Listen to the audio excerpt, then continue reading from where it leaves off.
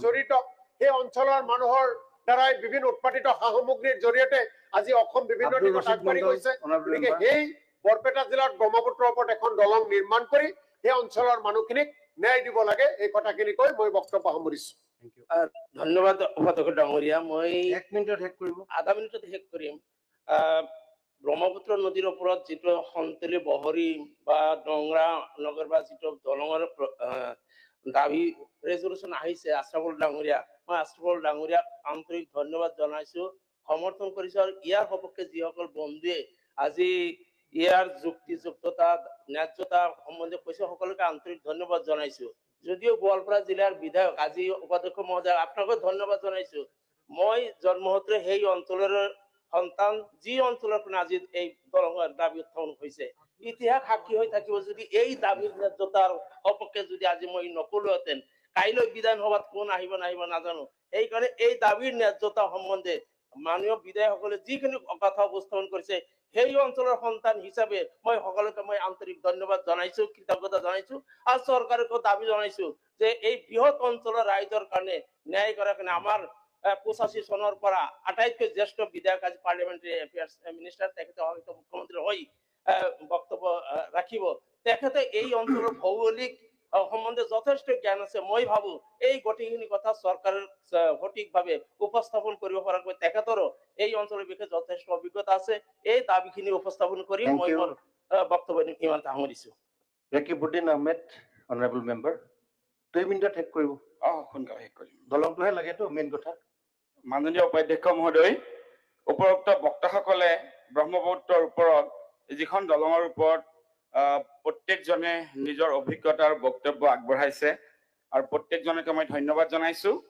কাৰণ দক্ষিণ কামৰূপৰ লগতো এই বৃহত্তৰ অঞ্চলৰ এটা ওতঃপ্ৰোত সম্পৰ্ক ইতিমধ্যে আপোনালোক কৈছে, মৰাপাট খেতিৰ পৰা ছাত্ৰ ছাত্ৰী অহা যোৱা কৰাৰ পৰা কৃষি কৰ্মৰ পৰা বিভিন্ন ক্ষেত্ৰত এইখন ব্ৰিজ, কাৰণ এতিয়া পলাকবাৰীৰ পৰা যিখন শুৱালকুছিৰ ব্ৰিজ হৈ আছে, এইখন ব্ৰিজো আমাক যথেষ্ট উপকাৰ কৰিব। দক্ষিণ কামৰূপক এটা নতুন বাটৰ সন্ধান দিব। এইখন ব্ৰিজৰ কাৰণে মই ধন্যবাদ জনাইছো চৰকাৰক। আৰু যোৱা সময়ত উপাধ্যক্ষ মহোদয়, মাননীয় মুখ্যমন্ত্ৰী মহোদয়ে মই এটা প্ৰশ্ন উত্তৰত জলজলি দলংখনৰ ওপৰত মই আনিছিলো, আৰু তেতিয়া মুখ্যমন্ত্ৰী মহোদয় ইয়াত বহিয়ে কৈছিলে যে এই জলজলি দলংখনৰ বিষয়ে মই জানো, অত্যন্ত গুৰুত্বপূৰ্ণ। মই আজিৰ এই বিষয়ৰ লগতে এইটো টানি দিব বিচাৰো যে এই জলজলি দলংখন অত্যন্ত গুৰুত্বপূৰ্ণ। মাননীয় মুখ্যমন্ত্ৰী মহোদয় ইয়াত বহি যিহেতু সদনতে এই কথাটো তেখেতে কৈছিলে, এই কথাটো গুৰুত্ব দিব লাগে আৰু অনতিপলমে জলজলি ব্ৰিজখনৰ কাম আৰম্ভ কৰিব লাগে।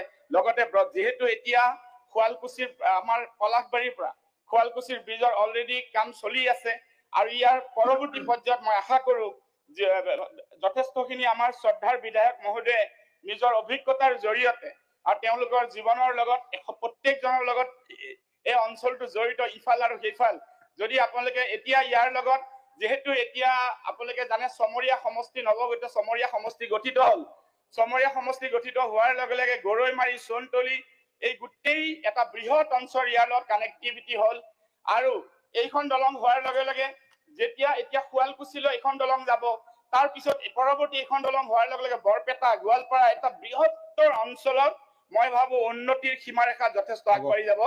মাননীয় অধ্যক্ষ মহোদয়, প্ৰত্যেকজন বিধায়কে ধন্যবাদ জনাই আৰু মন্ত্ৰী মহোদয় ডাঙৰীয়াক এই ক্ষেত্ৰত অনতিপলমে ব্যৱস্থা ল'বলৈ আহ্বান কৰিলো। লগতে আকৌ এবাৰ মই জলজলি ব্ৰিজখন অনতিপলমে যাতে কাম আৰম্ভ কৰে, আৰু মন্ত্ৰী মহোদয় এজন মন্ত্ৰী মহোদয়ক ইয়াতে মুখ্যমন্ত্ৰী মহোদয়ে নিৰ্দেশো দিছিলে, মই নিজে শুনি আছিলো যে অনতিপলমে পীযুষ হাজৰিকাই গৈ সেই ঠাইটো পৰ্যবেক্ষণ কৰি আহিব। মই পীযুষ হাজৰিকা ডাঙৰীয়া উপাধ্যক্ষ মহোদয়ৰ জৰিয়তে জলজলি দলংখন অনতিপলমে গৈ পৰ্যবেক্ষণ কৰি আহিবলৈ অনুৰোধ জনালো। ধন্যবাদ। Thank you, Honorable Minister. কেতিয়া যাব মানে জলদি যাব বুলি এতিয়া ক'ব লাগিব। Please, Honorable Minister.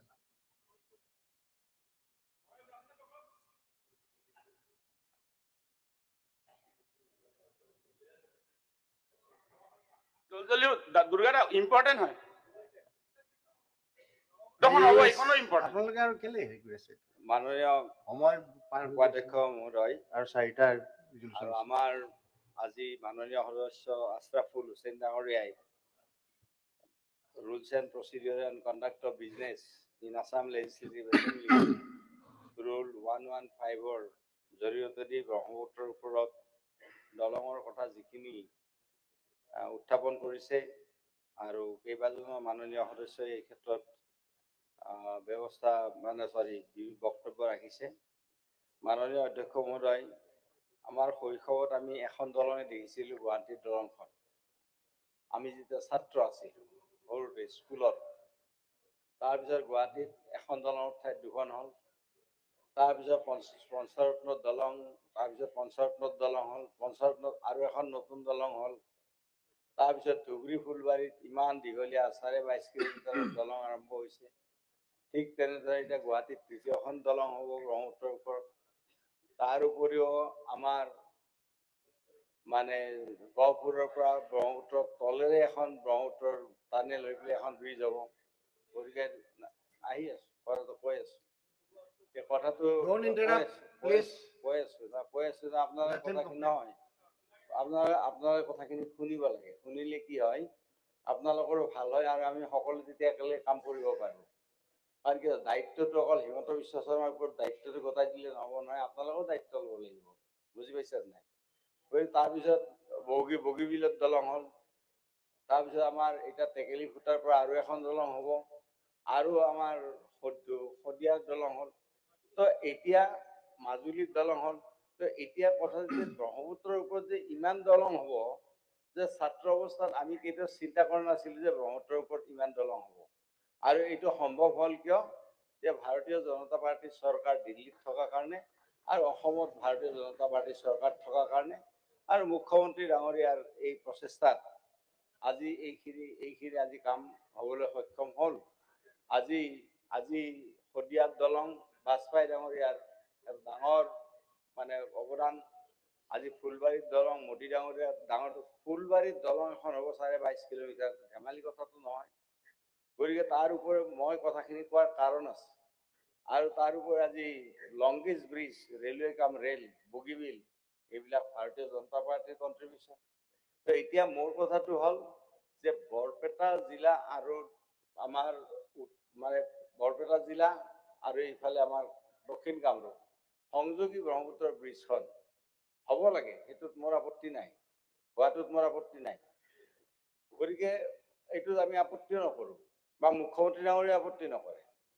কিন্তু প্ৰশ্নটো হৈছে কি, মুখ্যমন্ত্ৰী ডাঙৰীয়াই আপত্তি নকৰে, কিন্তু প্ৰশ্নটো হৈছে যে কিছুমান দলঙৰ ক্ষেত্ৰত আমাৰ SOPDৰ পৰা কিছুমান দলং বনোৱা হয়, কিছুমান ভাৰত চৰকাৰৰ পৰা বনোৱা হয়, কিছুমান ৰেলৱে দলং বনায়।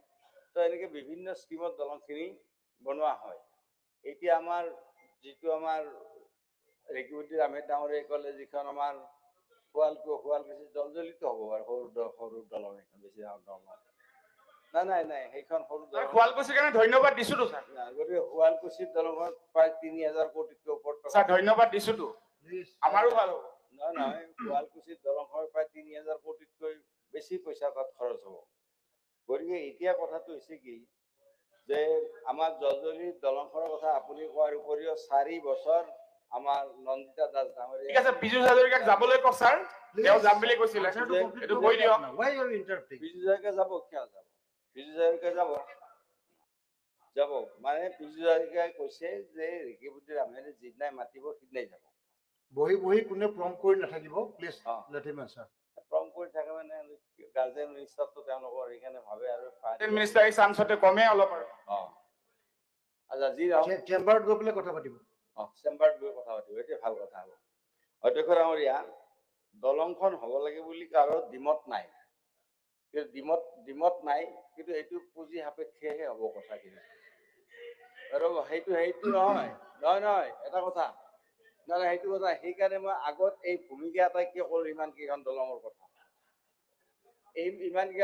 ইমান কেইখন দলঙৰ ভূমিকা কিয় ক'লো। আজি ইমান কেইখন দলঙৰ কথা যে মই ক'লো, এইবিলাক পুঁজি সাপেক্ষেহে হৈছে। আজি কলীয়া ভোমোৰাত দলং এখন আছে আৰু নতুন দলং এখন হৈছে নহয়। গতিকে আজি কলীয়া ভোমোৰাটো হৈছে। গতিকে এতিয়া আমাৰ নৱদলৰ তাৰ পৰা দিচাংমুখলৈকে, টেকেলি খুটাৰ পৰা দিচাংমুখ, তাতো দলং হ'ব। গতিকে এতিয়া কথাটো হ'ল কি যে এইবিলাক পুঁজি সাপেক্ষে এইকাৰণে হ'ব যে চৰকাৰৰ SOPDৰ পৰা এইবিলাক কৰা হ'ব। এতিয়া আপোনালোকে চাওক, আজিৰ দিনটোত আমাৰ প্ৰত্যেক মাননীয় সদস্যসকলক ৰাস্তা আমাৰ কানেক্টিভিটি মুখ্যমন্ত্ৰী ডাঙৰীয়াই পইচা দি দিছে সকলোকে। আৰু আপোনালোকৰ মতে তাতে কামখিনি ধুনীয়াকৈ কোনটো ৰাস্তা দিবলৈ কি দিব লাগিব কানেক্টিভিটিৰ ক্ষেত্ৰত মুখ্যমন্ত্ৰী ডাঙৰীয়াই যথেষ্টখিনি ব্যৱস্থা গ্ৰহণ কৰিছে। গতিকে এই দলংখনৰ কথাটো আশৰাফুল হুছেইন ডাঙৰীয়াই যিটো কথা কৈছে, আপোনালোকে কৈছে, এই দলংখনত কাৰো আপত্তি নাই। এই দলংটোৰ ক্ষেত্ৰত হ'ব, এই দলঙৰ দৈৰ্ঘ্য হ'ব প্ৰায় 12.5 কিলোমিটাৰ। 12 কিলোমিটাৰৰ ওপৰত হ'ব দৈৰ্ঘ্য এইখন দলঙৰ। এইখন মানে সৰু দলং নহয়। গতিকে কাৰণ সেই এৰিয়াটো ময়ো জানো ভালকে, আৰু সেই অঞ্চলবিলাক মই ঘূৰিছোঁ। মই একদম তাৰে কাছুমাৰা চৰ, বিভিন্ন চৰ, এইবিলাকত মই অসম গণ পৰিষদত যেতিয়া আছিলোঁ তেতিয়া এইবিলাক অঞ্চল মই বহুত ঘূৰিছোঁ। মই জানো সেই অঞ্চলবিলাকৰ কথাটো। গতিকে যি নহওক, আৰু এই দলংবিলাকৰ কথাখিনি আগতে কেতিয়াও ভবা কোনো নাছিল। আজিৰ দিনটোত ভাবিছে, এইটো ডাঙৰ কথা, আৰু ভাবিলে কথাটো হৈ যায়। আগতে কোনো ভবা নাছিল যে ব্ৰহ্মপুত্ৰৰ ওপৰত ইমান কেইখন দলং কৰিব পাৰি। কিন্তু মুখ্যমন্ত্ৰী হিমন্ত বিশ্ব শৰ্মা ডাঙৰীয়া আৰু দিল্লীৰ কেন্দ্ৰীয় চৰকাৰে ভাবিছে, আৰু ভাবাৰ কাৰণে ইমান কেইখন দলং আজিৰ দিনটোত হ'ল। বিগত দিনত আচলতে এই দলংবিলাকৰ কথা ভাবি লৈছে। কাৰণ বৰপেটাত, এতিয়া বৰপেটাত আমাৰ বহুত ডাঙৰ ডাঙৰ মানুহ আছে। মই কাৰো নাম নকওঁ, আপোনালোকে জানিব, বৰপেটাৰ MLA সকলে বহুত ডাঙৰ ডাঙৰ মানুহ আছে। আজি আমাৰ চেঙা সমষ্টিত তাতে আমাৰ কি আছিল, লিয়াকত আলী যেতিয়া তাৰ পৰা জিকিছিল AGPৰ পৰা, তেওঁ তেতিয়া অপজিশ্যনত আছে, তেওঁ দুবাৰ জিকিছে, অপজিশ্যনত আছে। কিন্তু তাত মন্ত্ৰীও আছে চৰকাৰৰ, আগৰ চৰকাৰৰ সময়ত। কিন্তু এই দলংখনৰ কথা কোনো ভবা নাই। ঠিক তেনেদৰে আমাৰ বোকা সমষ্টিতো মন্ত্ৰীও আছে, কিন্তু বোকা সমষ্টিৰ মন্ত্ৰী আৰু এইফালে চেঙা সমষ্টিৰ মন্ত্ৰী এই কথাখিনি ভবা নাই। আশৰাফুল হুছেইন ডাঙৰীয়া নতুন প্ৰজন্মৰ এজন ডেকা যুৱক। গতিকে আজি তেখেতৰ এটা প্ৰগ্ৰেছিভ চিন্তা আছে কাৰণে তেখেতে আজি ভাবিছে যে এই দলংখন হ'ব লাগে, এই দলংখন আজি হ'ব লাগে, তেখেতে ভাবিছে। কিন্তু যিয়ে চেঙা সমষ্টিক ৰিপ্ৰেজেণ্ট কৰি মন্ত্ৰী হ'ল, মই নাম নকওঁ কাৰো, মন্ত্ৰী হ'ল, যিয়ে বকো সমষ্টিক ৰিপ্ৰেজেণ্ট কৰি মন্ত্ৰী হ'ল, দুইটা সমষ্টিৰে দুজন মন্ত্ৰী, এই দলংখনৰ কথাটো তেওঁলোকে কিয় নাভাবে? এক মিনিট, আচ্ছা, এই কথাটো তেওঁলোকে কিয় নাভাবিলে? এই কথাটো তেওঁলোকে ভাবিব লাগিছিল। গতিকে কথাটো ভবা নাই। আজি কথাটো আশৰাফুল হুছেইন ডাঙৰীয়াই আজি কথাটো ভাবিছে। মন্ত্ৰী মহোদয়, এইখনৰ বিষয়ে 4 বছৰ ডিমাণ্ড দি আহিছো। Please. 4 বছৰ। নাই, মই Please sit down. 4 বছৰ এনচাৰটো দিব দিয়ক। 4 বছৰ ডিমাণ্ড দিছে ক'ত? যেতিয়া ৰ'ব শুনকচোন। 4 বছৰ ডিমাণ্ড দিছে বিজেপি চৰকাৰৰ ওচৰত। তাৰ আগত অন্য চৰকাৰ নাছিল। মই কংগ্ৰেছৰ কথা এখন নকওঁ, কংগ্ৰেছো আছিল, আমিও আছিলো, AGPও আছিলো, হয়নে নহয়? তো তেতিয়াতো কোনো ডিমাণ্ড দিয়া নাই, প্লাছ বৰপেটা জিলাত কিমান ডাঙৰ ডাঙৰ মন্ত্ৰী হৈছে আপোনালোকে নিশ্চয় জানে, কিমান পাৱাৰফুল মানুহ হৈছে আপোনালোকে নিশ্চয় জানে। গতিকে আজিৰ দিনটোত কি হ'ল, সেই ডাঙৰ ডাঙৰ মানুহবিলাক কিয় চিন্তা নকৰিলে? তাত যিকেইটাই আজিৰ দিনটোত আশৰাফুল হুছেইনে চিন্তা কৰিছে, মই ধন্যবাদ দিছোঁ। কাৰণ তেওঁ নতুন প্ৰজন্মৰ এটা প্ৰগ্ৰেছিভ চিন্তা চৰ্চালৈ তেখেতে কথাটো কৈছে, ধন্যবাদ দিছোঁ। গতিকে আমাৰ চেয়াৰমেন আলী ডাঙৰীয়াক মই আজি ধন্যবাদ দিছোঁ। আৰু তেখেতে কৈছে 4 বছৰ, মই কৈ আছোঁ 4 বছৰ ক'ত কৈছে? বিজেপি চৰকাৰক কৈ আছে এছেম্বলিত। ইয়াৰ আগতোতো আপুনি MLA আছিল। এইবাৰ আপুনি কৰি দিয়ক, আপুনি অভিভাৱক মন্ত্ৰী, আপোনাৰো নাম হ'ব। Please. আপুনি অভিভাৱক মন্ত্ৰী, আপোনাৰো নাম হ'ব। আৰু 4টা ৰিজলিউশ্যন আছে। আচ্ছা, গতিকে কথাটো হৈছে কি যে ইয়াৰ আগতো আপুনি MLA, চেয়াৰমেন আলী ডাঙৰীয়া, সিদিনা আপুনি কিয় নকলে? কথাটো নাই, সিদিনা নাই, এইবিলাক কথা নকব। মোৰ কথা সিদিনা কিয় নকলে আপুনি? এতিয়া মানে আমি ইমান দলং যে বনাইছো, আপোনালোকে জানে যে এওঁলোকে ইচ্ছা কৰিলে দলংখন বনাব পাৰে। সেই বিশ্বাসটো আপোনালোকৰ আজিৰ দিনটোত আপোনালোকৰ মাজত আহিছে আজিৰ দিনটোত। আৰু সেই চিন্তা চৰ্চাটো আপোনালোকৰ মাজত আহিছে। চেয়াৰমেন আলী ডাঙৰীয়া যেতিয়া MLA আছিল, আপুনি ৰুলিং পাৰ্টিৰ MLA আছিল, সেই সময়ত আপুনি ৰুলিং পাৰ্টিত নাথাকা বুলি ধৰিলো, MLA আছিল আপুনি। Please. আচ্ছা, ঠিক আছে, হ'ব। Chairman Ali, please sit down. আপনি opposition Chairman Ali, please sit down. বেলেগ হৈ আপনি তো বেলেগ হয়ে থাকে কংগ্ৰেছ চৰকাৰৰ দিনত তেখেত ইউডিএফৰ আছিল কংগ্ৰেছ চৰকাৰৰ দিনত তেখেত ইউডিএফৰ এমএলএ আছিল পিছত কংগ্ৰেছত গৈছে তেতিয়া বিজেপি আরে আনসারটো দিব দিয়ক, মাজে মাজে কিয় জপিয়াই থাকে? আরে ভাই মই চেয়ারম্যান আলীৰ বিষয়ে নাজানো নেকি আপনি মোক ইমান ব্যাখ্যা দিব নালাগে নহয় তেখেতৰ মোৰ ভাইৰ নিচিনা তেখেত মোৰ ভাইৰ নিচিনা আৰু তেখেতৰ বিষয়ে মই সব জানো Honorable Minister, please conclude. আচ্ছা গতিকে যি নহওক অধ্যক্ষ ডাঙৰীয়া আজিৰ দিনটোত বৰপেটাৰ এই ক্ষেত্ৰত গতিকে আপোনালোকৰ যে মুখ্যমন্ত্ৰী ডাঙৰীয়াৰ ওপৰত ইমান বিশ্বাস হৈছে বিজেপি চৰকাৰৰ ওপৰত ইমান বিশ্বাস হৈছে বিজেপি যে সঁচাকে জনদৰদী বিজেপি যে সকলো সেকশনৰ কাৰণে কাম কৰে বিজেপি যে সকলোৰে হিতৰ কাৰণে কাম কৰে সবকা সাথ সবকা বিকাশ গতিকে আচ্ছা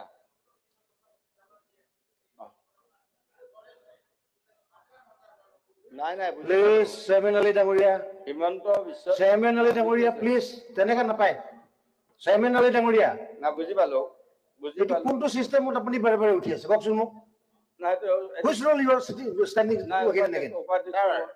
You are also basically an MLA. Why you are so rude? I have to, because No, this why is not. this This is unbecoming. of is a not the deputy role. Again and again you Unbecoming. stand up and say, ইমান why are you interrupting the answer? Please sit down. আপোনাক Answer দিয়াত কেলে আপুনি disturb কৰি আছে বাৰে বাৰে? এবাৰ দুবাৰ নহয়, বাকীবিলাকেতো কৰা নাই। চকীখনো মৰ্যাদা বাৰে বাৰে সংবিধানৰ মৰ্যাদাৰ কাৰণে আপোনাক মই সুৱৰাই দিছো।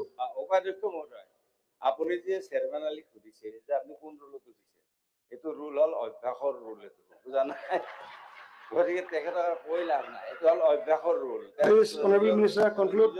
Please conclude. গতিকে এতিয়া উঠি থাকিব এইবিলাকত আমি এতিয়া ভয়াৱহ Thank you.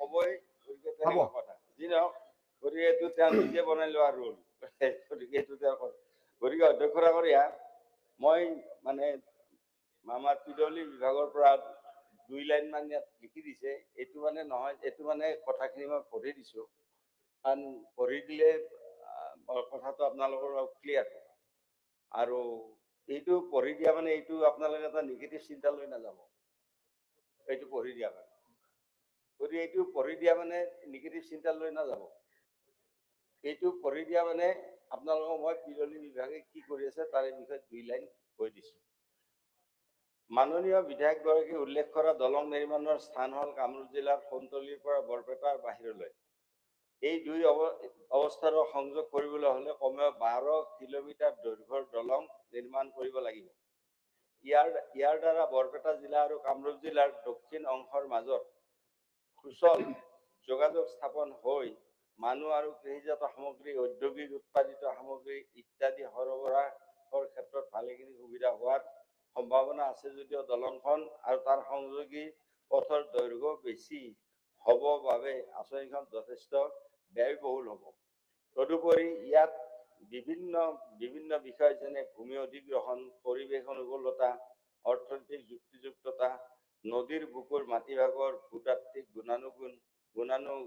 গুণানুগুণ আৰু জলবিদ্যা অধ্যয়ন ইত্যাদি জড়িত হৈ আছে ব্ৰহ্মপুত্ৰ নৈৰ ওপৰত দলং নিৰ্মাণৰ যথেষ্ট প্ৰত্যাহ্বানমূলক কাম ৰাষ্ট্ৰীয় ঘাইপথ সংযোগী দলঙৰ কোনো পৰিকল্পনা কেন্দ্ৰীয় চৰকাৰৰ আছে নেকি বা ৰেল সংযোগী ৰেলৱে দলঙৰ কোনো পৰিকল্পনা ৰেল বিভাগত আছে নেকি সেয়াও বিচাৰ্যৰ বিষয় তদুপৰি খৰখেদাকৈ ৰাজ্যিক চৰকাৰৰ ব্যয়েৰে দলং নিৰ্মাণ কৰাতকৈ কেন্দ্ৰীয় চৰকাৰৰ কোনো আঁচনিৰ আন্তঃৰাষ্ট্ৰীয় নিধি বা পাব্লিক প্ৰাইভেট পাৰ্টনাৰশ্বিপ ইত্যাদিৰ অধীনত কৰাটো বেছি যুক্তিযুক্ততা বুলি ভবা যায় সেয়ে সকলো দিশ বিচাৰ কৰি সময়ত এই বিষয়ত উপযুক্ত সিদ্ধান্ত লোৱা হ'ব তাৰমানে এইটোৰ ওপৰত এটা ডাঙৰ সাৰ্ভে ডিপিআৰ কৰিব লাগিব কাৰণ ইয়াত যিমান মানে ৰাস্তাটো দুইফালৰ ৰাস্তা যিমান হ'ব সেই ৰাস্তাৰো বহুত দীঘল হ'ব ৰাস্তাও গতিকে এতিয়া এইটো ক্ষেত্ৰত মানে পিডব্লিউ বিভাগে যিটো চিন্তা কৰিছে যে দৰঙৰ পৰা মৰিগাঁও যিটো সংযোগী হ'ব গতিকে তাত যিখন মৰিগাঁৱৰ লগত সংযোগী হ'ব তাত একচুৱেলি ৰাস্তাৰ যিটো পৰ্চন হ'ব দুইফালে আৰু দলংখন এইটোৰ ফিজিবিলিটি যথেষ্ট পৰিমাণে আহিছে তাতে এখন দলং হ'ব বুলি মুখ্যমন্ত্ৰী ডাঙৰীয়াই ইতিমধ্যে ঘোষণা কৰিছে গতিকে আজিৰ এইটো নোটৰ ওপৰতো এটা পজিটিভ চিন্তা চৰ্চা আপোনালোকৰ আছে উত্থাপন হ'ল যাতে বিষয়টো আমি আলোচনা কৰিছোঁ যাতে বিষয়টো মুখ্যমন্ত্ৰীৰ দৃষ্টি আকৰ্ষণ আমি নিশ্চয় মই মুখ্যমন্ত্ৰীৰ লগত এই কথাখিনি আমি মুখ্যমন্ত্ৰীক জনাম আপোনালোকৰ কনচাৰ্ণটো। গতিকে মাননীয় বিধায়কে উল্লেখ কৰা ব্ৰহ্মপুত্ৰৰ উত্তৰ পাৰৰ ডঙৰাৰ লগত দক্ষিণ পাৰৰ খোলাবন্ধা সংযোগী দলং নিৰ্মাণ কৰিবলৈ 16 কিলোমিটাৰ দৈৰ্ঘ্যৰ দলং এখন হ'ব লাগিব। 16 কিলোমিটাৰ দলংখন হ'ব লাগিব। এই ক্ষেত্ৰত সন্তলি বহৰী সংযোগী দলঙৰ ক্ষেত্ৰত উল্লেখ কৰা বিষয়সমূহ জড়িত হৈ আছে। গতিকে অধ্যক্ষ ডাঙৰীয়া, গতিকে আমি এই কথাখিনি বিদুলী বিভাগৰ পৰা জনাইছোঁ। গতিকে মাননীয় মুখ্যমন্ত্ৰীৰ হৈ এইখিনি উত্তৰ আমি দিলোঁ। আৰু কিন্তু সদনে কোনো নিগেটিভ চিন্তা ল'ব নালাগে, সদনে এটা পজিটিভ চিন্তা লৈহে যাব। আৰু এইটোৰ ওপৰত বেছি বিতৰ্ক কৰি থাকিলে সিমান ঠিক নহ'ব কথা। Thank you. Honourable member Ashraful Hussain ডাঙৰীয়া, আপোনাৰ সংকল্প প্ৰস্তাৱটো প্ৰত্যাহাৰ কৰিবনে? মহোদয়, অধ্যক্ষ মহোদয়, মাননীয় মন্ত্ৰী মহোদয় অতি সহনশীল দৃষ্টিভংগী আৰু ইতিবাচক দৃষ্টিভংগীৰে আমিতো ভাবিছো যে গ্ৰহণ কৰিয়েই লৈছে, এইটো আৰু উদ্ৰ কৰাৰ কথা নাই। তাৰপিছতো যিহেতু আপুনি কৈছে প্ৰস্তাৱত দিয়ক, আমি উদ্ৰ কৰিছো, আশা কৰিছো অনাগত সময়ত চৰকাৰে খুব ইতিবাচক দৃষ্টিভংগীৰে বিষয়টো বিবেচনা কৰিব। ধন্যবাদ। ধন্যবাদ। যিহেতু মাননীয় সদস্য শ্ৰী আশৰাফুল হুছেইন ডাঙৰীয়াই প্ৰস্তাৱটো প্ৰত্যাহাৰ কৰিছে, গতিকে উক্ত প্ৰস্তাৱটো প্ৰত্যাহাৰ কৰা সদনৰ সন্মতি আছেনে? যিসকল সদস্যসকলে সপক্ষে আছে কওক হয়, যিসকল বিপক্ষে আছে কওক নহয়। মই ভাবো হোৱাৰ সংকল্প প্ৰস্তাৱটো প্ৰত্যাহাৰ কৰা হ'ল। এতিয়া কাৰ্যসূচী নং 10 আণ্ডাৰ ৰুল 115 মাননীয় সদস্য ৰফিকুল ইছলাম, আপোনাৰ ইউনিভাৰ্চিটি আছে, 3 মিনিট মানত কৰি শেষ কৰি দিয়ক, টাইম কম আৰু 3টা ৰিজলিউশ্যন আছে ইয়াৰ পিছত। আপোনাক ইউনিভাৰ্চিটিটো লাগে, এইটো ৰিজলিউশ্যন আনচাৰ দিম। মাননীয় অধ্যক্ষ মহোদয়, বহুতেই এটা গুৰুত্বপূৰ্ণ বিষয় মই সংকল্প প্ৰস্তাৱৰ জৰিয়তে উপস্থাপন কৰিব গৈ আছো। আপুনি সুবিধা দিয়াৰ কাৰণে ধন্যবাদ জ্ঞাপন কৰিছো। বৰপেটা জিলাত এখন বিশ্ববিদ্যালয় স্থাপন কৰিব লাগে। ইয়াৰ কাৰণে চৰকাৰে সঠিক পদক্ষেপ লোৱাৰ কাৰণে মই প্ৰস্তাৱ আনিছো। মাননীয় অধ্যক্ষ মহোদয়, বৰপেটাৰ পৰা আৰম্ভ কৰি বৰপেটাৰ গাতে লাগি আছে গোৱালপাৰা জিলা, তাৰপিছত আপোনাৰ ধুবুৰী জিলা আৰু মানকাছৰ শালমাৰা জিলা, ওচৰত বঙাইগাঁও আছে। বৰপেটা জিলাৰে এটা অংশ চিৰাং জিলা হৈছে, এতিয়া কিছু অংশ বাক্সাৰ ফালেও গুচি গৈছে। এনেকে বৃহত্তৰ অঞ্চলত মাননীয় উপাধ্যক্ষ মহোদয় বিশ্ববিদ্যালয় নাই। অকল বৰপেটাত যদি আপুনি লয়, গোটেই অসমত যিমান প্ৰভিন্সিয়েলাইজ মহাবিদ্যালয় আছে, কামৰূপৰ পিছত মেট্ৰ' ৰুৰেলৰ পিছত বৰপেটাত সকলোতকৈ বেছি সংখ্যা, প্ৰায় 20খন মহাবিদ্যালয় আছে প্ৰভিন্সিয়েলাইজ, আৰু বহু কেইখন মহাবিদ্যালয় আছে প্ৰাইভেট, আৰু আপোনাৰ হয়তো ভেঞ্চাৰ ষ্টেজত আছে, প্ৰভিন্সিয়েলাইজেশ্যন হোৱা নাই। হয়তো মাননীয় মন্ত্ৰী মহোদয় সেইখিনিও দৃষ্টিগোচৰ কৰিব। ঠিক ধুবুৰীতো 12-14খন প্ৰভিন্সিয়েলাইজ মহাবিদ্যালয় আছে, গোৱালপাৰাতো 8-10খন আছে, মানকাছৰ শালমাৰাতো 4খন আছে, আৰু বৰপেটাৰ কাষতে মই বঙাইগাঁও, চিৰাং, বাক্সা কৈ গৈছো, এই অঞ্চলবিলাকতো প্ৰায় 50-60খন মহাবিদ্যালয় থকা এই বৃহত্তৰ অঞ্চলত এখনো বিশ্ববিদ্যালয় মাননীয় উপাধ্যক্ষ মহোদয় নাই। আমাৰ অসমৰ যদি আপুনি গ্ৰছ এনৰলমেণ্ট ৰেচিঅ' যদি চায় ইন হায়াৰ এডুকেশ্যনত, খুব ভাল অৱস্থা নহয়। মাননীয় শিক্ষামন্ত্ৰী ডাঙৰীয়া নিশ্চিতভাৱে তেখেতে কাম কৰি আছে, কিন্তু আমি বহুত বেয়া পজিশ্যনত আছো ভাৰতবৰ্ষত। ইভেন নেশ্যনেল যিটো এভাৰেজ আমাৰ আছে, তাতকৈ অসম বহুত তলত। কিছু ইম্প্ৰুভ আমি কৰিলো, কিন্তু এতিয়াও আমি বহুত GR-ত আমি বহুত তলত আছো। ভাৰতবৰ্ষত তামিলনাডুৰ নিচিনা ষ্টেটত 47%, আমিতো 14% আছিলো, হয়তো 18 বা 20 আশে-পাশে এতিয়া গৈছো। ঠিক বহু কেইখন ৰাজ্য আছে, কেৰালাৰ পৰা আৰম্ভ কৰি উত্তৰাখণ্ডৰ পৰা দিল্লী, তামিলনাডু, ইভেন হিমাচল, পণ্ডিচেৰী, এইবিলাক ষ্টেটত GR বহুত ভাল, কিন্তু অসমত বহুত তলত। আৰু আপোনাৰ এই চৰচাপুৰী বৃহত্তৰ অঞ্চল, য'ত আপোনাৰ ছচিয়েলি মানুহখিনি বেকৱাৰ্ড, ইকনমিকেলি দে আৰ ভেৰি বেকৱাৰ্ড, কমিউনিকেশ্যনতো চৰচাপুৰী তেখেতসকলে বেকৱাৰ্ড। 4খন জিলা ফালৰ পৰা আছে, প্ৰায় 200 কিলোমিটাৰ অধিক ঠাই, তাত কিন্তু বিশ্ববিদ্যালয় নাই। মাননীয় অধ্যক্ষ মহোদয়, অসমত কিন্তু আমি বিশ্ববিদ্যালয় বহুত পাতিছো, ভাল, আৰু লাগিব, আৰু চৰকাৰৰ হয়তো মনোভাৱ আছে আৰু বিশ্ববিদ্যালয় পাতিব।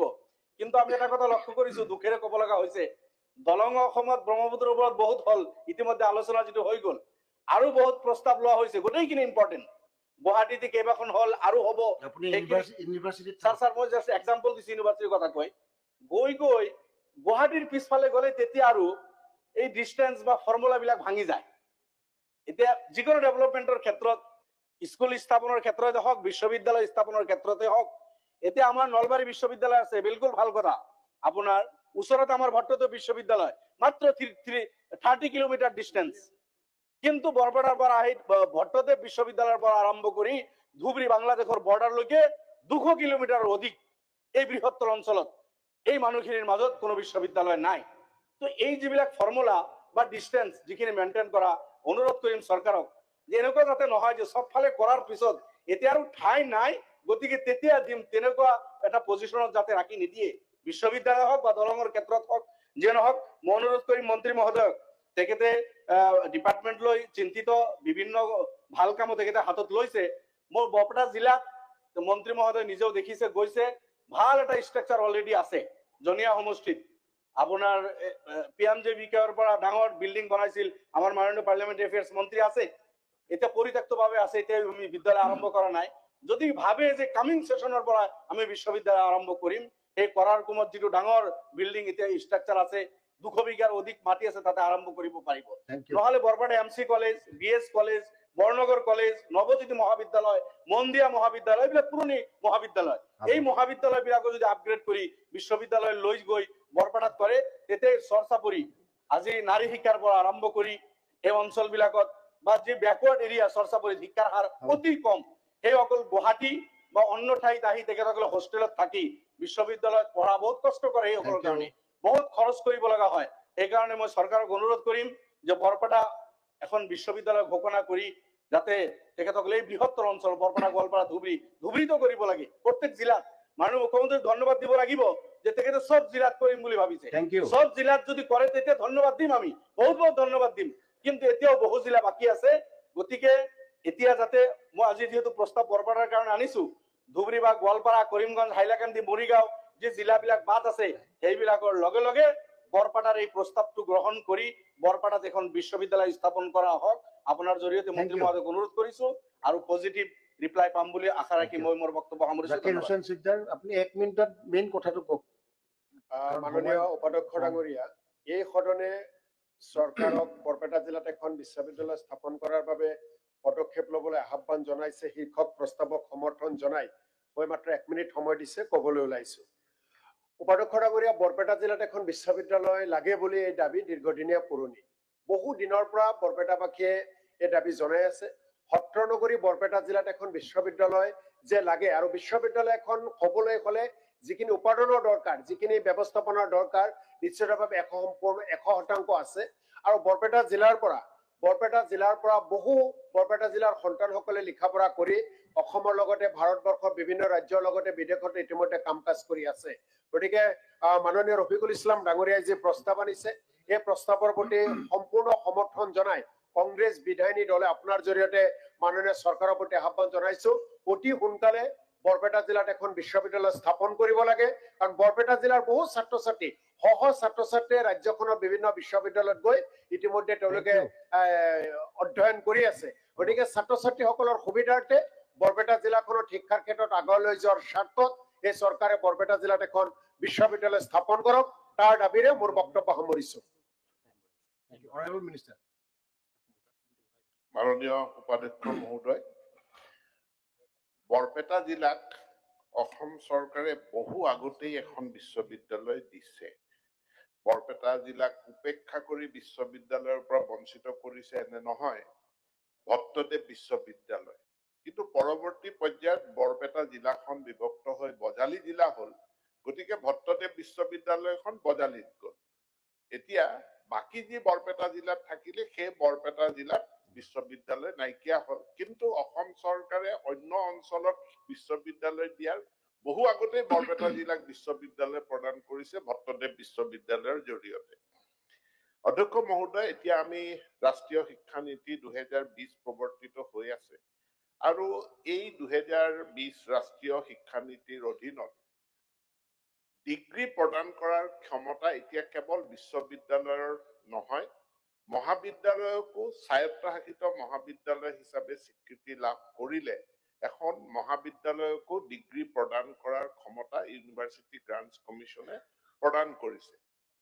অৰ্থাৎ পূৰ্বে NEP হোৱাৰ আগত বিশ্ববিদ্যালয়ৰ যি গুৰুত্ব আছিল যে বিশ্ববিদ্যালয়ে ডিগ্ৰী প্ৰদান কৰিব পাৰে, সেই টো এতিয়া সম্পূৰ্ণৰূপে সলনি হৈছে এতিয়া মহাবিদ্যালয়েও ডিগ্ৰী প্ৰদান কৰিব পাৰে এই যি অঞ্চলৰ কথা কৈছে গোৱালপাৰা বৰপেটা ধুবুৰী এই অঞ্চলত কেবাখনো মহাবিদ্যালয় তেওঁলোকে খুব ভাল ফলাফল কৰি আগুৱাই গৈছে মই উল্লেখ কৰিব বিচাৰো বৰপেটাৰ বিএন কলেজ ধুবুৰীৰ বিএন কলেজ বা গোৱালপাৰা মহাবিদ্যালয় তেখেতসকলে নেকৰ এক্ৰিডিটেশ্যনতো ভাল ফলাফল কৰিছে অটোনমাস মানে মহাবিদ্যালয় স্বায়ত্তশাসিত মহাবিদ্যালয়ৰ ষ্টেটাছ লাভ কৰিছে গতিকে বৰপেটা জিলাত যিসমূহ প্ৰায় 20খন প্ৰাদেশিকৃত মহাবিদ্যালয় আছে মই মাননীয় বিধায়কৰ জৰিয়তে ৰফিকুল ইছলামৰ জৰিয়তে আহ্বান জনাওঁ যে মহাবিদ্যালয়সমূহে স্বায়ত্তশাসিত মহাবিদ্যালয়ৰ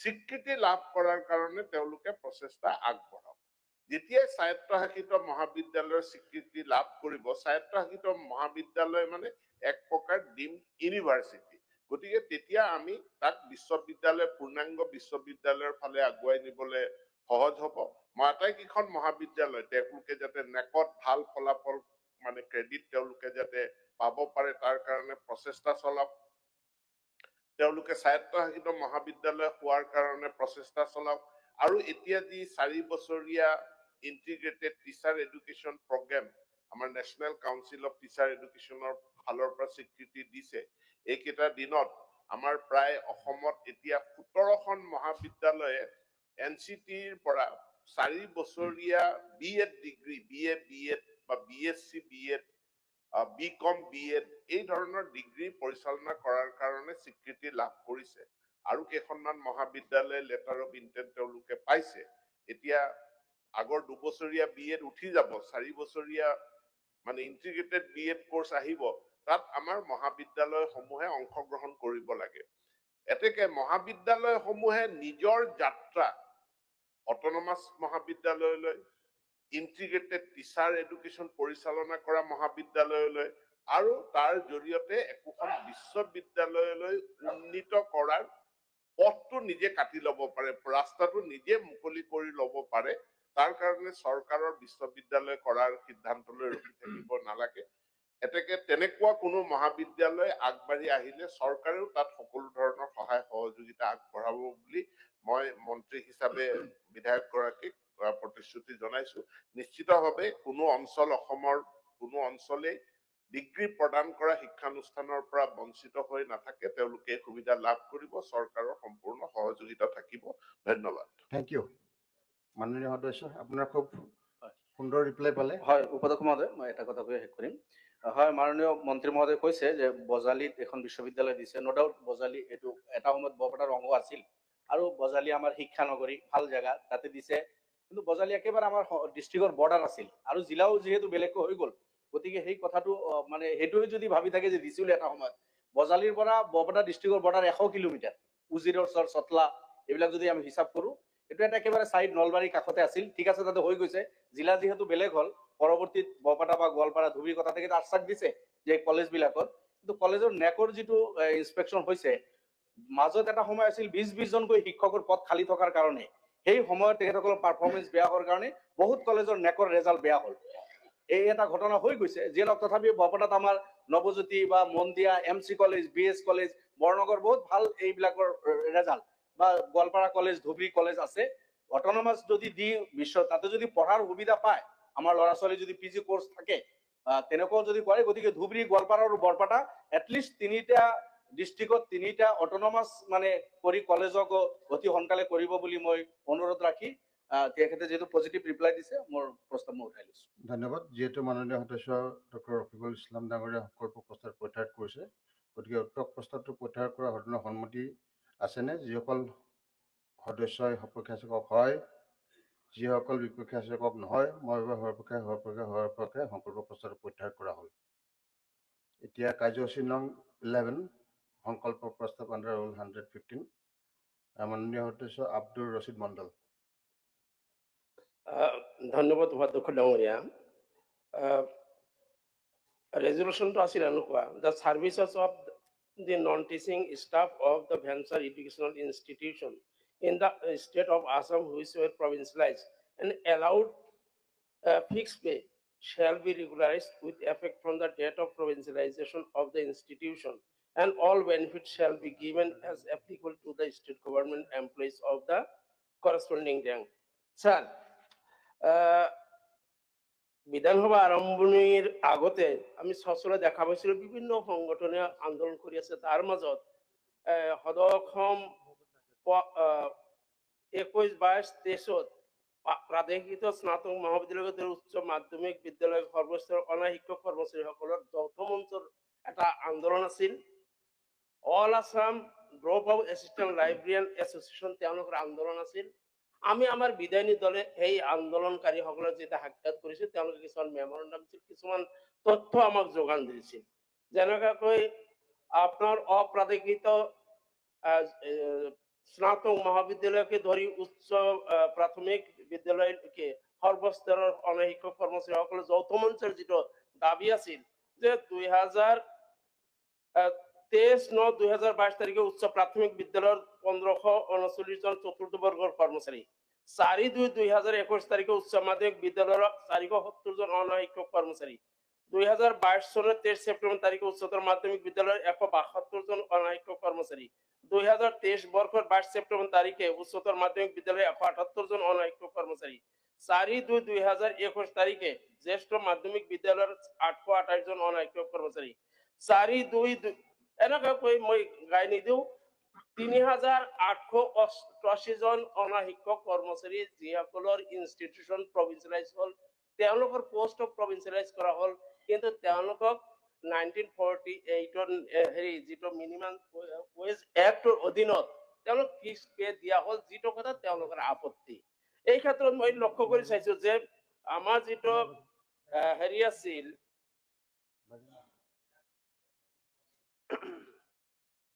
The Assam Education Provincialization of Services of Non-Teaching Staff of Venture Educational Institution Act 2018 তার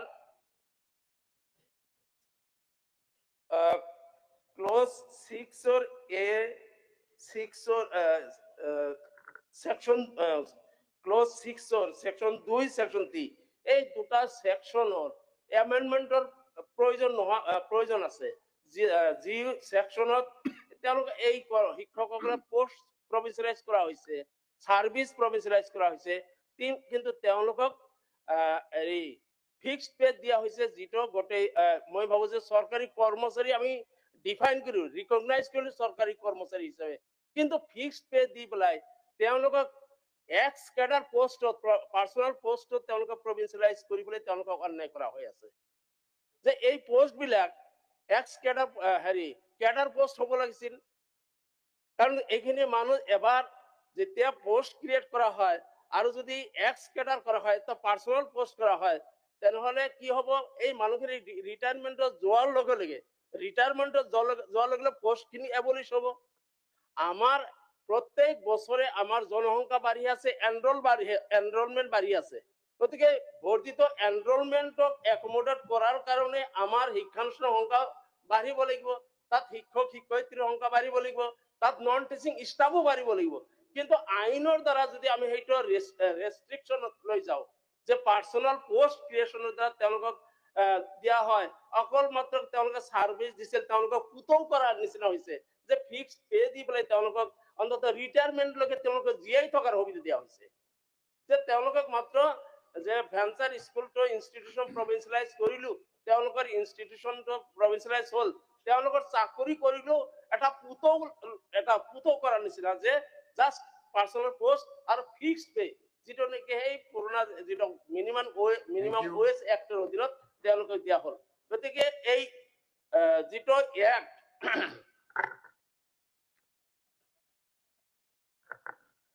The Assam Education Provincial of Services of Non-Teaching Staff of Venture Education Institution Act 2018 তাৰ এমেন্ডমেন্ট বিচাৰিছো ক্লজ 6 or section 2 section 3 ইয়াৰ amendment কৰি পেলাই ইয়াতে এই post বিলাক ক্যাডাৰ পোষ্টৰ ব্যৱস্থা কৰা হোক, আৰু তেওঁলোকৰ যিটো ৰেংক অনুযায়ী যিটো স্যালাৰি অন্যান্য গভৰ্নমেন্ট এমপ্লয়িজ যিটো স্যালাৰি পায় সেই স্যালাৰি ব্যৱস্থা কৰা হোক, তেওঁলোকে পেঞ্চন যিটো পেঞ্চনৰ ব্যৱস্থা আছে পেঞ্চন ব্যৱস্থা কৰক আৰু কিছুমান এনেকুৱা এমপ্লয়ী নন টিচিং ষ্টাফে ঠিক প্ৰভিন্সিয়েলাইজেশ্যনৰ সময়ত তেওঁলোকে আইদাৰ ৰিটায়াৰ্ড কৰিছে নহলে সেইদিনাখনো মৰিছে কিন্তু তেওঁলোকে এই এক্ট অনুযায়ী তেওঁলোকে কোনো বেনিফিট নাপায় মুখ্যমন্ত্ৰী ডাঙৰীয়াই মোৰ মনত কৰে এবাৰ এইবিলাক ইনষ্টিটিউট অফ প্ৰভিন্সিয়েলাইজেশ্যনৰ সময়ত এইসকলৰ ক্ষেত্ৰত আৰু ঘোষণা কৰিছিল যে তেওঁলোকক পেঞ্চন বা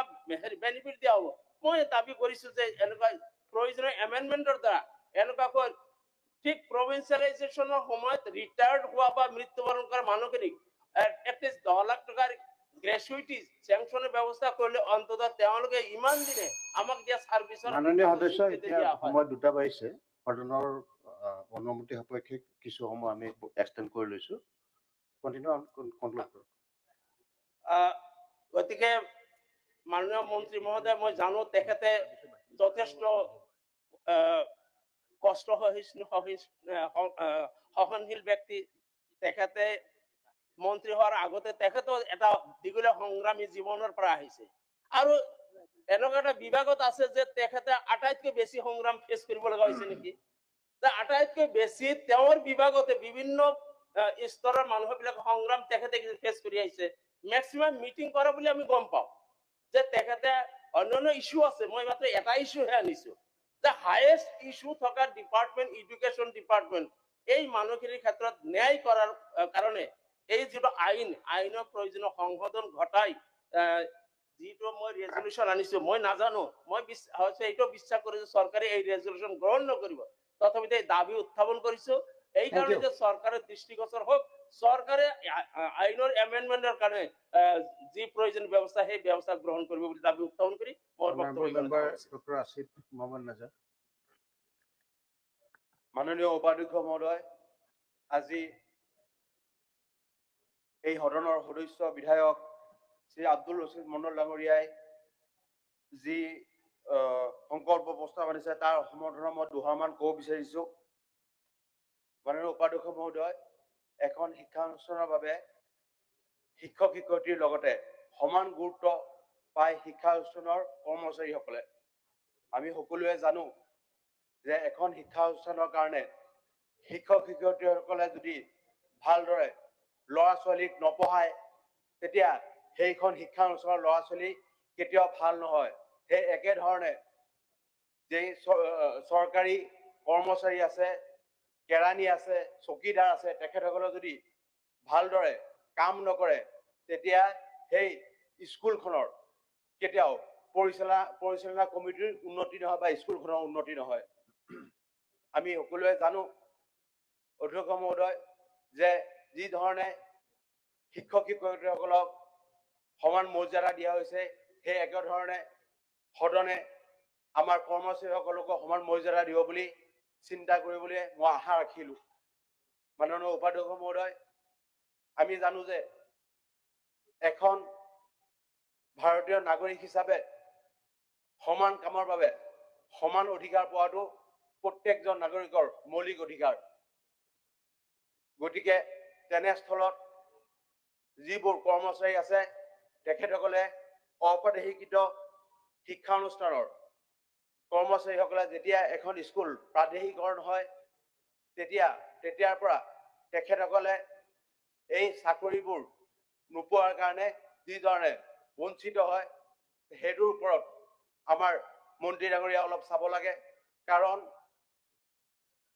এবাৰ এই চাকৰিয়ালসকলে নিজৰ ল'ৰা ছোৱালীৰ ভৱিষ্যতৰ কথা চিন্তা কৰিব নোৱাৰে নিজৰ ঘৰত কোনো যদি বেমাৰ থাকে বেমাৰীৰ কথা চিন্তা কৰিব নোৱাৰে নিজৰ ঘৰত ৰোগী থাকিলে ৰোগীৰ কথা চিন্তা কৰিব নোৱাৰে নিজৰ ল'ৰা ছোৱালীৰ ভৱিষ্যতৰ কথা চিন্তা কৰিব নোৱাৰে আমি এনেকুৱাও দেখিছো যে বহু বছৰ ধৰি এই বিনা বেতনত বহুত কৰ্মচাৰীয়ে এতিয়ালৈকে খাটি আছে তাৰ পিছতো এনেকুৱা হৈছে যে তেওঁলোকৰ নতুন কোনো চাকৰিৰ কাৰণে এপ্লাই কৰিবলৈ বয়স নাই গতিকে মই মাননীয় মন্ত্ৰী ডাঙৰীয়া এইটোৰ ওপৰত বিবেচনা কৰিবলৈ অনুৰোধ জনালো honourable member Aminul Islam senior 1 মিনিটত ক'ব কথাখিনি কি ক'ব আছে উপাধ্যক্ষ মহোদয় কৰিব নালাগে এই বিষয়টো যিটো নন টিচিং ষ্টাফৰ কথাটো ইয়াত অনা হৈছে আৰু 2013 চনত যিবিলাক প্ৰাদেশিকৰণ হৈছিল সেই শিক্ষকসকলে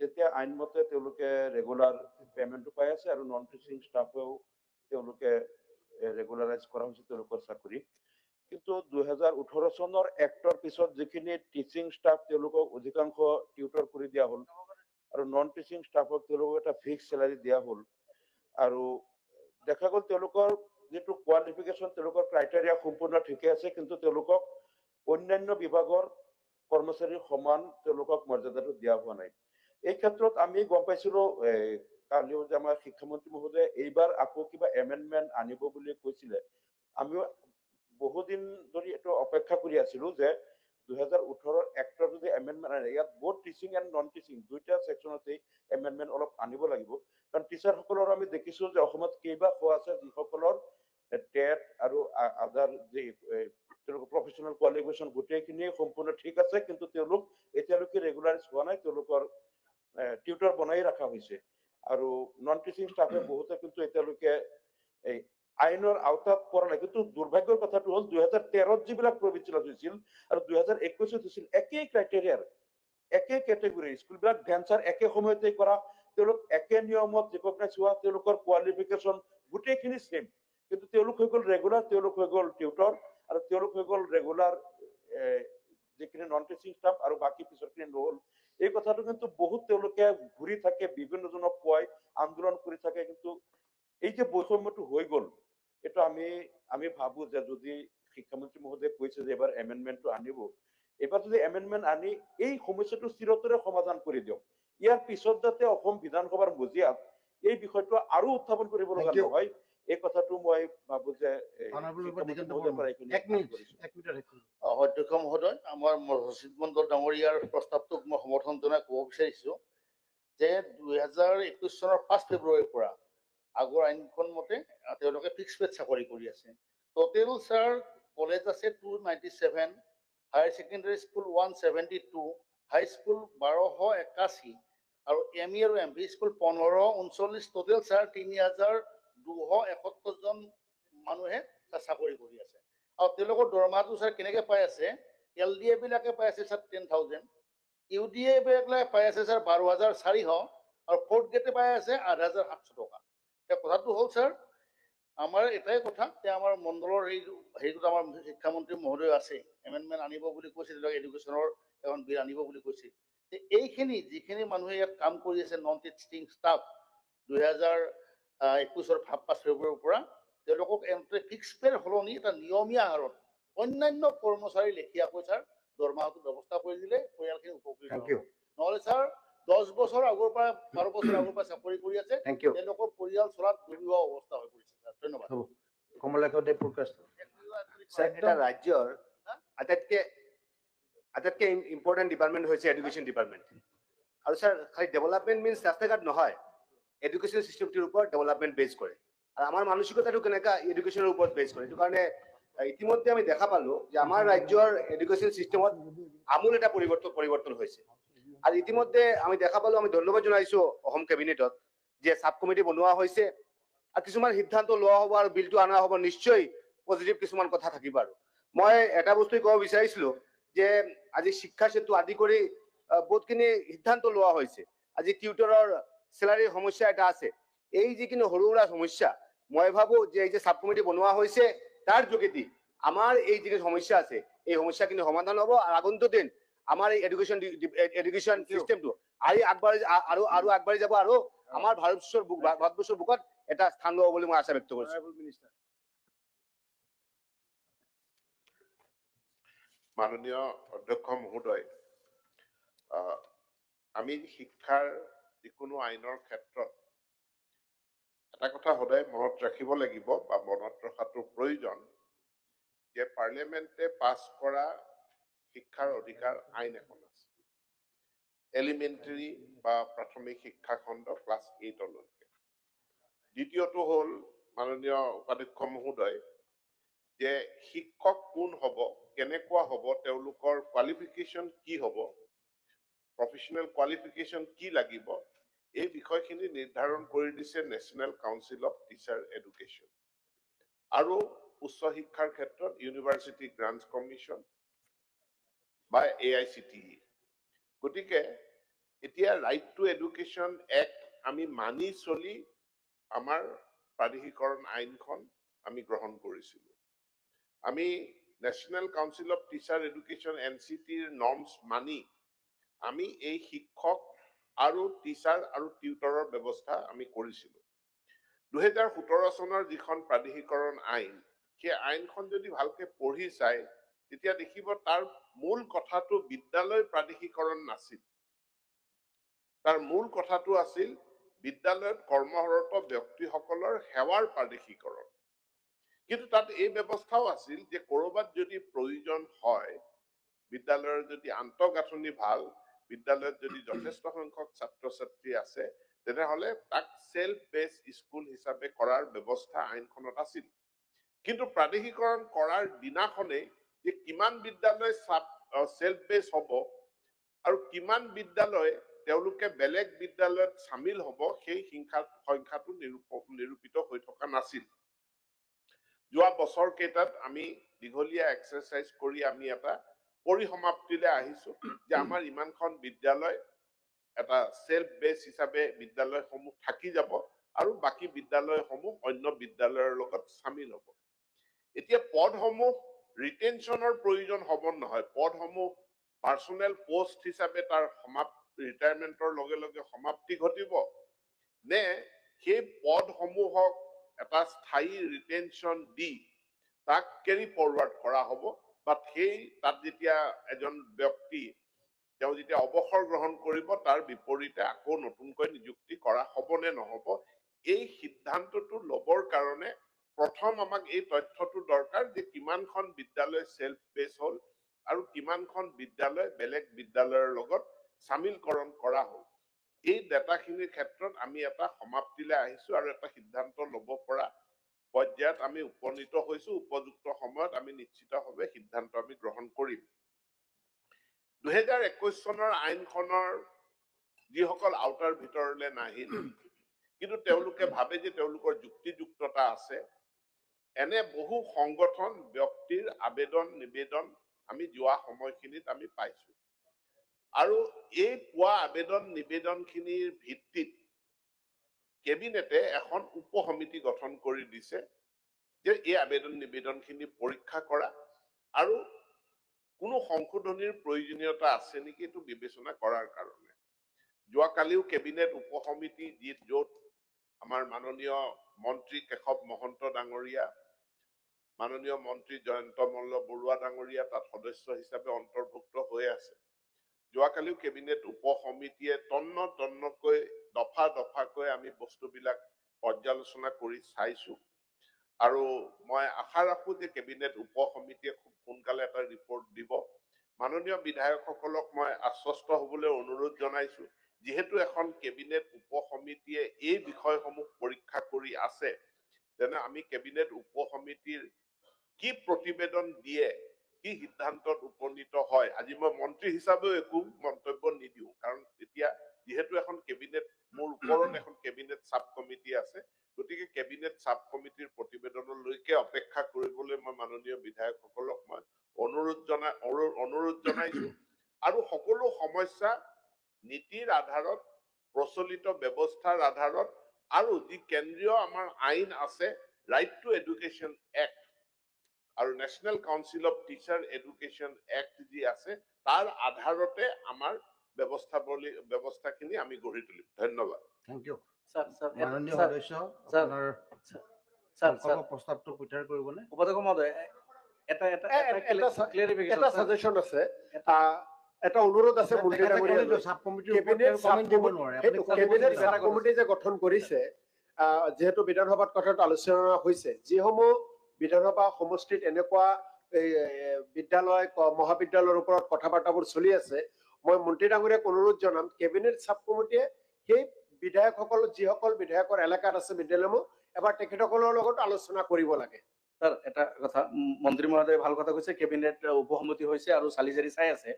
তেখেতে কৈছে যে RT এক্ট হিচাপে কামখিনি গৈ আছে, কিন্তু থাৰ্ড গ্ৰেড ফৰ্থ গ্ৰেডৰ ক্ষেত্ৰত যি 2021 চনত যিসকলক প্ৰভিন্সিয়েলাইজ কৰিলে LPMৰ পৰা কলেজলৈকে লাইব্ৰেৰিয়ান বা থাৰ্ড গ্ৰেড ফৰ্থ গ্ৰেড কোনো কোৱালিফিকেশ্যনৰ বাৰ নাই, গতিকে এই সকলকতো ৰেগুলাৰ কৰিব পাৰে।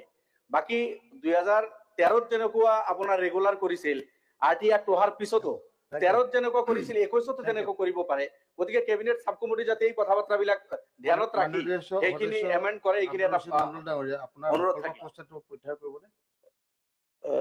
জানি সুখী হলো মাননীয় মন্ত্ৰী মহোদয়ৰ বক্তব্যৰ পৰা যে কেবিনেট সাব কমিটি এই গোটেই ইস্যু বিলাক আইনৰ সংশোধনীৰ প্ৰয়োজনীয়তা আছে নে নাই, ইস্যু যিবিলাক আছে এই গোটেইখিনি কথা তন্নতন্নকৈ আলোচনা হৈ আছে। গতিকে মাননীয় আজি উপাধ্যক্ষ ডাঙৰীয়া, আপোনাৰ যে মাননীয় মন্ত্ৰী মহোদয়ক মই আজি অনুৰোধ কৰিব বিচাৰিছো যাতে কেবিনেট সাব কমিটিৰ আজি আলোচনা হোৱা কথাকেইটা তাতে আমাৰ হৈ আপনি যাতে দাঙি ধৰে। তার মূল কথা হচ্ছে যে the Assam Educational Provincialization of Services of Non-Teaching Staff of Answer Education Institution Act 2018 clause 6 section 2 section 3 ইয়াৰ এমেন্ডমেন্টৰ প্ৰয়োজনীয়তা আছে বুলি মই অনুভৱ কৰিছো। যি এমেন্ডমেন্টৰ দ্বাৰা যিটো পাৰ্সোনাল পোস্ট ক্ৰিয়েশনেৰ কথাটো নাকচ কৰি এইটো ক্যাডাৰ পোস্ট ক্ৰিয়েশনেৰ কথাটো হলে ভাল হয়। আৰু যিটো ফিক্সড পে যিটো কথা কোৱা হৈছে, ফিক্সড পে নহয়, তেওঁলোকৰ গভৰ্নমেন্ট এমপ্লয়ী হিচাপে যিহেতু ৰিকগনাইজ কৰা হৈছে যে গভৰ্নমেন্ট এমপ্লয়ী হিচাপে ৰিকগনাইজ কৰাৰ পিছত যি ৰেংকত যিটো চেলাৰী আহে সেই মতে তেওঁলোকক ৰেগুলাইজ কৰিব লাগে বুলি এইটো মই দাবী কৰিছো।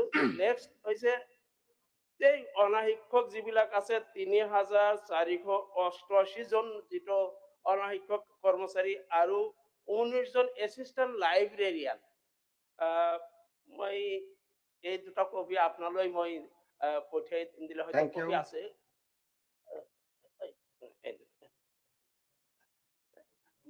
স্যার মই প্ৰস্তাৱটো উইথড্ৰ কৰিছে নে নাই কৰা? উইথড্ৰ কৰিম, ডেফিনেটলি কৰিম। আৰু নেক্সট যে যেহেতু হাউস চলিব, হাউসত আৰু কেইবাদিন এডুকেশ্যন ডিপাৰ্টমেন্টেৰ উপৰ ডিসকাশন আছে। মোৰে এটা বিল আছে, প্ৰাইভেট মেম্বাৰ্স বিল অহা 7 তাৰিখত আহিব। মই মাননীয় মন্ত্ৰী মহোদয় আপোনাৰ যে এটা পৰামৰ্শ দিব বিচাৰিছো যে এডুকেশ্যন ডিপাৰ্টমেন্টৰ ওপৰত কোনোবা দিন এটা ভাল ডিসকাশন, কিমান যি ইস্যু আছে, যিমান যি ইস্যু আছে অল পাৰ্টি আলোচনা হৈ আছে কেবিনেট সাব কমিটিত তেওঁলোকে সিদ্ধান্ত লোৱাত যথেষ্ট সহায় কৰিব বুলি মই অনুভৱ কৰো। এই দাবীখিনি ৰাখি মই মোৰ ৰেজুলেশ্যন উইথড্ৰ কৰিছো। Thank you. যেহেতু মাননীয় সদস্য শ্ৰী আব্দুল ৰছিদ মণ্ডল ডাঙৰীয়াই সংকল্প প্ৰস্তাৱটো প্ৰত্যাহাৰ কৰিছে, গতিকে উক্ত প্ৰস্তাৱটো প্ৰত্যাহাৰ কৰা সদনৰ সন্মতি আছেনে? যিসকল সপক্ষে আছে কওক হয়, যিসকলে বিপক্ষে আছে কওক নহয়। আপোনাৰ হয়ৰ ফালে নহয় ফালে মাত নিদিয়ে কেনেকুৱা সদন এইটো? মই ভাবো হয়ৰ সপক্ষে সংকল্প প্ৰস্তাৱটো প্ৰত্যাহাৰ কৰা হ'ল। এতিয়া আইটেম নম্বৰ 12 আৰু 13 আমি পৰৱৰ্তী সময়ত আলোচনা কৰিম। সদন 5-3-2025 তাৰিখৰ পুৱা 9:30 বজালৈ স্থগিত ৰখাম।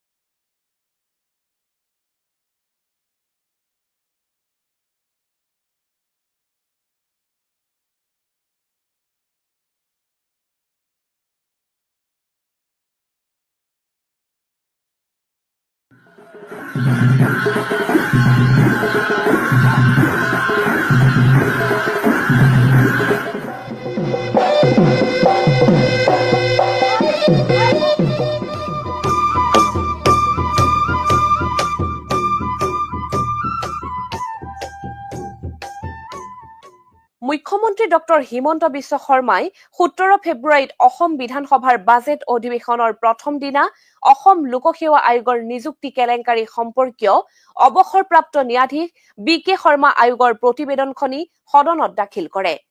বৃহস্পতিবাৰে মুখ্যমন্ত্ৰী ডক্টৰ শৰ্মাই ৰাজ্যপালৰ ভাষণৰ ধন্যবাদসূচক প্ৰস্তাৱৰ ওপৰত কোৱা আলোচনাৰ উত্তৰত এই প্ৰতিবেদনৰ তথ্যসমূহৰ বিষয়ে উল্লেখ কৰে। কালি সদনত ন্যায়াধীশ বিপ্লৱ শৰ্মা কমিটিৰ প্ৰতিবেদন সম্পৰ্কে ইয়াত উল্লেখ হৈছে। ন্যায়াধীশ বিপ্লৱ শৰ্মা কমিটিৰ প্ৰতিবেদনখন মই আগতেও পঢ়িছিলো, কাৰণ মোক দিছিলে, গতিকে মই পঢ়িবই লাগিব। আৰু সেইকাৰণে মই এই প্ৰতিবেদনখন সদনত আনিব খোজা নাছিলো, আৰু মই বহুতবাৰ প্ৰচেষ্টাও কৰিছিলো যে বিপ্লৱ শৰ্মাৰ কমিটিৰ প্ৰতিবেদনখন সদনত নাহক। 15টা বছৰ 14টা বছৰ তৰুণ গগৈ ডাঙৰীয়াৰ মন্ত্ৰীসভাত কাম কৰাৰ পিছত তেখেতৰ বিপক্ষে লিখি থকা প্ৰতিবেদন এখন মই সদনত অনাৰ বাবে মোৰ একেবাৰে আগ্ৰহ নাছিল। কাৰণ জীৱনত আকৌ কৈছো, সনাতন হিন্দু সংস্কৃতিৰ কাম কৰা বা এজন ফলোৱাৰ হিচাপে we know how to respect the relations. মই চেষ্টাও কৰা নাছিলো। কংগ্ৰেছৰ 2-এজন সদস্যক মই অনানুষ্ঠানিকভাৱে জনাইছিলো যে এই দাবীটো কৰি থাকিব নালাগে। কাৰণ সকলোৱে জানে যে ৰাকেশ পালৰ নিযুক্তি কাৰ সময়ত হৈছে। ইয়াততো জানিবই লাগিছিল যে বিপ্লৱ শৰ্মা কমিটিৰ প্ৰতিবেদন আহিলে তাত তৰুণ গগৈৰ ওপৰত কমেণ্ট থাকিবই। এটা বিপ্লৱ শৰ্মাক কালি ভূপেন বৰা ডাঙৰীয়াই গালিগালাজ কৰিছে। আৰে ডোন্ট শুট দ্য মেছেঞ্জাৰ। ফাইলত তৰুণ গগৈ জল পটকৈ চহী আছে। এডিশ্যনেল চিফ ছেক্ৰেটাৰীয়ে কৈছে তেওঁৰ এজন ইনচাৰ্জ মেম্বাৰক বাৰে বাৰে কাৰ্যকাল বঢ়াই দিয়া। তেওঁ নটাৰী আছিল, এডভোকেটো নাছিলে ক'ব গ'লে। তেনেকুৱা এজন মানুহক চেয়াৰমেন কৰা কাৰ চৰকাৰ দিনত হৈছে, এই গোটেইখিনি those are part of record. Justice Biplab Sharma কমিটিৰ প্ৰতিবেদনখন সদনত আনিবৰ বাবে দাবী কোনে কৰি আছিলে? কংগ্ৰেছে দাবী কৰি আছিল। কংগ্ৰেছে নিজেই জানিব লাগিছিল যে এই গোটেই ঘটনাটো আমাৰ চৰকাৰৰ দিনত হৈছে, গতিকে বোকাটো আমাৰ গাতে আহিব। এতিয়া কংগ্ৰেছে আকৌ আহাৰ পিছত কৈছে নহয় এইখন ভুল। আজি কেনেকে ভুল হ'ব পাৰে? তৰুণ গগৈ চহীটোতো ভুল হ'ব নোৱাৰে ৰাকেশ পালক নিযুক্তি দিয়া। সেইটো কেনেকে ভুল হ'ব পাৰে? আজি আপোনালোকে চাওক, সেইবাবে মই ৰিলেশ্যন আৰু সম্পৰ্কক মই সন্মান কৰো কাৰণে মই খুব ৰিলাক্টেণ্ট আছিলো যে অন্ততঃ মই মুখ্যমন্ত্ৰী হিচাপে যাতে এইখন মই লে কৰিব নালাগে। কোনে মোক পুছ কৰিলে? It is the Congress party. Biplab শৰ্মাখন আনক। কোনোবাই হয়তো কৈ দিছিল কৰবাত, আমিয়ে কৰবাত আছো নেকি।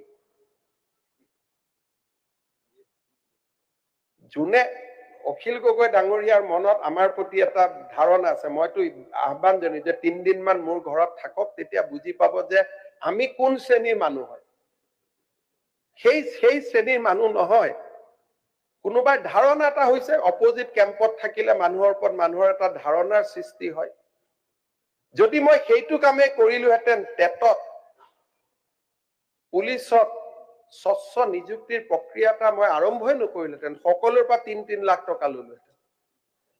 আজি অসমৰ স্বচ্ছ নিযুক্তিৰ ইতিহাসৰ লগত অখিল গগৈ ভাল পাক বেয়া পাক, হিমন্ত বিশ্ব শৰ্মা সদায় কাৰণে যুগমীয়া হৈ থাকি গ'ল। You cannot erase that. This is a permanent stamp যে অসমত যদি চাকৰি কলা বজাৰ শেষ কৰা যদি এজনে মুখ্যমন্ত্ৰী আছিলে হিমন্ত বিশ্ব শৰ্মা, এইটো কোনেও মুচিব নোৱাৰে। Because this is backed by facts.